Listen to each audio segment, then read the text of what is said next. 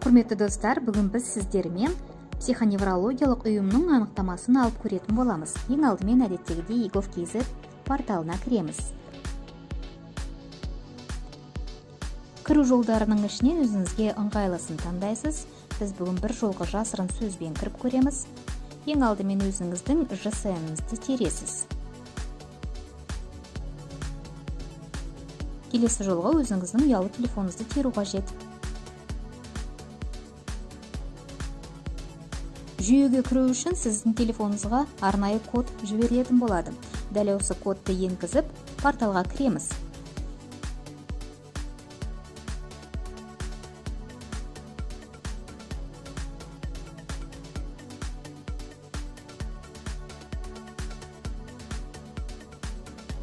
Мінекей, ары қарай денсаулық сақтау бөлімін таңдау қажет.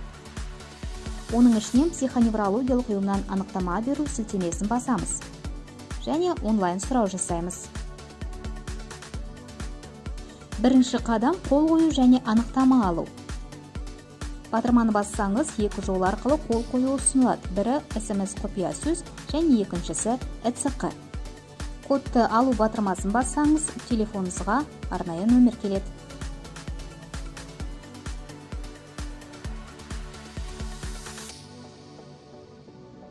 Ары қарай сізге қызмет туралы мағлұматтар көрсетіледі, яғни өзіңіздің жеке мәліметтеріңіз. Мәртебені жаңарту арқылы сіз анықтаманың дайын болғанын көре аласыз. Мінекей, сұраныс өңделді. Анықтаманы қазақ және орыс тілдерінде көшіріп алуға болады. Бәрі өте оңай.